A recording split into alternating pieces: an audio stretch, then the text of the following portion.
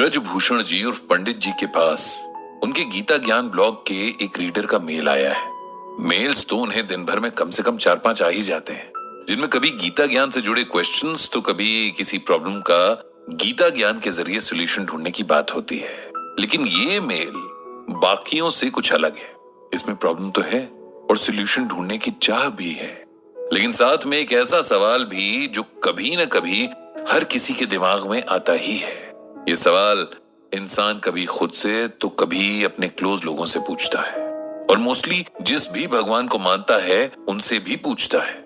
सवाल क्या था ये जानने के लिए आपको उसके मेल को सुनना होगा, पर उससे पहले ये जान लीजिए कि आप सुन रहे हैं गीता ज्ञान कुकू एफएम पर। तो अब जानते हैं उस मेल में क्या था। पंडित जी, आपको ये मेल लिखते हुए मैं बहुत डिस्टर्ब्ड हूँ, इतना डिस्टर्ब्ड कि मेरा किसी से बात करने का मन ही नहीं है।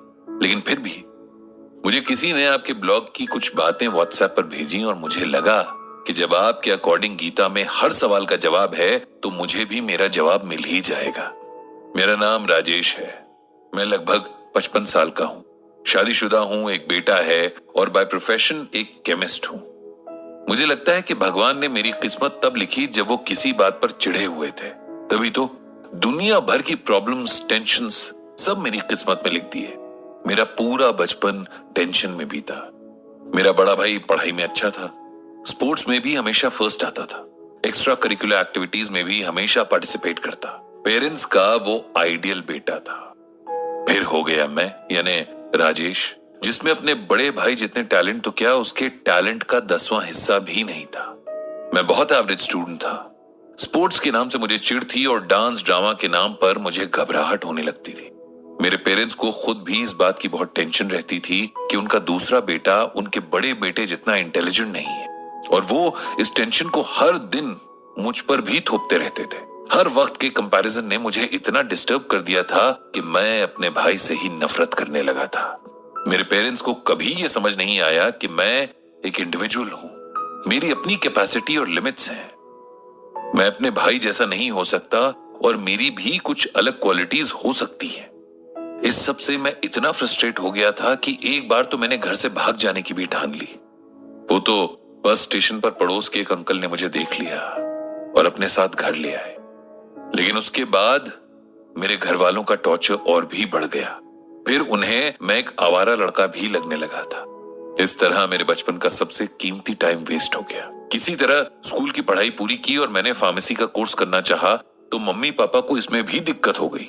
कहां तो उनका बड़ा बेटा मेडिकल की पढ़ाई कर रहा था और कहां छोटा बेटा दवाइयों की दुकान खोलकर एक दुकानदार बनने जा रहा था। उनके इस बिहेवियर ने मुझे बहुत कठोर बना दिया था। अब मैंने ठान लिया कि चाहे कुछ भी हो जाए मुझे यही कोर्स करना है। मम्मी पापा फीस के पैसे दें तो ठीक, नहीं तो मैं पहले छोटी मोटी जॉब करूंगा और फिर कोर्स करूंगा। पेरेंट्स ने पैसे नहीं देने थे तो नहीं दिए, इसीलिए मैंने मार्केट की एक केमिस्ट शॉप में अपने लिए काम ढूंढ लिया। मुझे इस फील्ड में कोई नॉलेज और एक्सपीरियंस तो था नहीं, इसीलिए दवाइयां पैक करने का काम मिला। ये दुकान पड़ोस के एक भैया की थी और मैंने उनसे कहा था कि मेरी सैलरी अपने पास ही जमा करके रखें। जिस दिन मेरी फीस के पैसे जमा हो जाएंगे मैं उनसे ले लूंगा। घर में माहौल तो वैसे ही खराब था, इसीलिए वहां रहने का मेरा मन नहीं करता था और अब जॉब की वजह से बस सोने के लिए ही घर जाता था। मेरे पेरेंट्स अब मुझसे हर तरह की उम्मीद छोड़ चुके थे, इसीलिए उन्हें कोई फर्क नहीं पड़ता था कि मैं कहां हूं। 2 साल बीत गए और मेरे कोर्स की फीस जमा होने में बस 2 महीने की देरी थी कि यहां भी किस्मत ने धोखा दे दिया। दुकान के मालिक, जो मेरे पड़ोस वाले भैया थे, उनकी एक एक्सीडेंट में डेथ हो गई और उनके बाद उनके बच्चों ने मेरी बात का यकीन ही नहीं किया कि मेरी 2 साल की सैलरी उनके पास जमा थी। मैंने रिटर्न में तो कुछ लिया नहीं था, इसीलिए इस बात का कोई प्रूफ मेरे पास नहीं था। अब मैं खाली हाथ था, मेरा दिल टूट चुका था और मैं ये तकलीफ किसी से शेयर भी नहीं कर सकता था। मैं अक्सर सोचता था कि मेरी लाइफ में इतनी प्रॉब्लम्स क्यों हैं, लेकिन तब एज भी कम थी और फ्यूचर के लिए कुछ होप्स भी बाकी थी, इसीलिए इस ख्याल को ज्यादा देर तक खुद पर हावी नहीं होने देता था। केमिस्ट शॉप में 2 साल काम करने के बाद मुझे इस काम की डिटेल्स तो पता चली चुकी थी, बस मेरे पास वो डिग्री नहीं थी जो इसे चलाने के लिए जरूरी होती है। एक बार बातों बातों में मेरे एक दोस्त ने बताया कि अब 2 साल के डिप्लोमा वाले भी केमिस्ट शॉप खोल सकते हैं और डिप्लोमा की फीस भी कम है। इस बात से मुझे एक नई हिम्मत मिली और मैंने आखिरी बार अपने पेरेंट्स से बात करने की कोशिश की, लेकिन उनका जवाब वही था जो 2 साल पहले था। उन्हें अपने बेटे को दुकानदार बनते देखने में कोई इंटरेस्ट नहीं था। अब मेरे पास कोई चारा नहीं था, तो मैंने अपना कोर्स करने के लिए अपने ही घर में चोरी की और इसका गिल्ट सारी जिंदगी मेरे मन में रहेगा। कोर्स पूरा करने के बाद अब मैं फिर से खाली था। मेरे पास फूटी कौड़ी भी नहीं थी कि मैं अपना काम शुरू कर सकूं। मैंने फिर से एक फार्मा कंपनी में काम करना शुरू कर दिया। बहुत मेहनत और ईमानदारी से काम करता था, ओवर टाइम भी करता था कि किसी तरह पैसों का अरेंजमेंट हो जाए और मैं खुद का काम शुरू करूं, लेकिन इसमें बहुत टाइम लगने वाला था।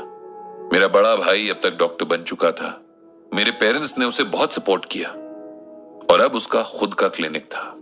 ये देखकर मैंने भी अपने हिस्से के पैसे मांगे और एक बार फिर अपनी इंसल्ट ही कराई। अब मैं अपनी नौकरी में रम गया। वहीं मुझे एक लड़का मिला जो बिल्कुल मेरी तरह सोचता था। हमारी गहरी दोस्ती हो गई और हमने लोन लेकर अपनी केमिस्ट शॉप खोलने का सोचा।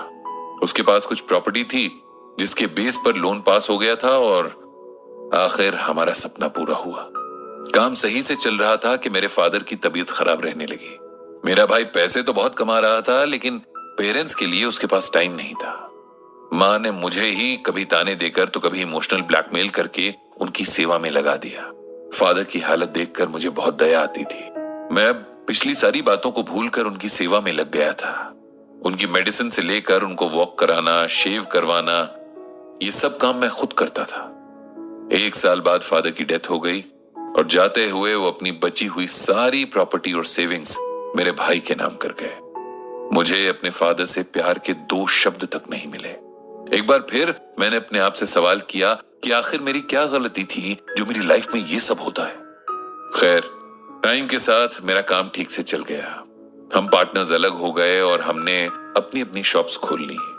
लाइफ थोड़ा ट्रैक पर आई तो मैंने अपनी एक दोस्त से शादी भी कर ली। जब सब सही होना शुरू हुआ था कि तभी सब खराब होना भी शुरू हो गया।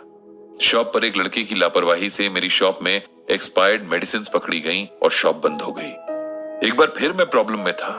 कोई सोल्यूशन समझ नहीं आ रहा था। वाइफ ने हौसला दिया, उसकी ज्वेलरी बेची और अपनी शॉप का केस लड़ा। किसी तरह शॉप फिर से खुल गई। मेरा बेटा बहुत समझदार है। मैंने कभी उस पर कोई प्रेशर नहीं डाला। उसे उसके हिसाब से पढ़ने और जीने दिया। आज वो बहुत अच्छी जॉब पर है। अब जब लाइफ में सब कुछ सेटल हो रहा था तो कल ही मेरी वाइफ को कैंसर डायग्नोज हुआ है। ऐसा लग रहा है कि जैसे मेरे सब्र का बांध टूट जाएगा। आखिर मेरी क्या गलती थी जो मेरी लाइफ में इतनी प्रॉब्लम्स आई और कभी सुकून से मैं रह ही नहीं पाया। मैंने तो कभी किसी का बुरा नहीं किया, फिर मेरे साथ ही ऐसा क्यों? पंडित जी, आप ही इस सवाल का जवाब दीजिए। पंडित जी ने सारी कहानी पढ़ी, समझी और जवाब में गीता का यह श्लोक लिख कर दिया। प्रकृतिम स्वामवष्टभ्यः विसृजामि पुनः पुनः भूतग्रामिमं कृत्स्नम वशम प्रकृतेर्वशात्। इस श्लोक में भगवान श्री कृष्ण कहते हैं कि मैं इस सारी प्रकृति को वश में करके बार बार बनाता हूं और यहां सभी प्राणियों को उनके कर्मों के अनुसार जन्म देता हूं। हम सब ये बार बार भूल जाते हैं कि आत्मा एक शरीर से दूसरे शरीर में जाती है, हर बार पिछले जन्म के अच्छे बुरे कर्मों का भार साथ लेकर। इन अच्छे बुरे कर्मों का हिसाब हमें चुकाना ही पड़ता है। अकाउंट तो सेटल करना ही पड़ेगा ना।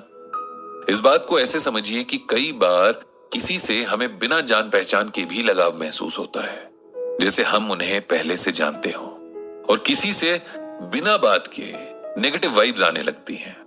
कहीं ना कहीं ये हमारे पिछले जन्मों के ही एक दूसरे के प्रति किए कर्म है। भगवान हमारे साथ कोई दुश्मनी नहीं रखते कि हमारी किस्मत में दुख लिखे। ये तो हमारे खुद के कर्म हैं जो हमारा भाग्य बनते हैं। आपने बहुत संघर्ष किया है, लेकिन अब ये सोचकर खुद को मजबूत कीजिए कि ये सब पिछले जन्मों के कर्म थे।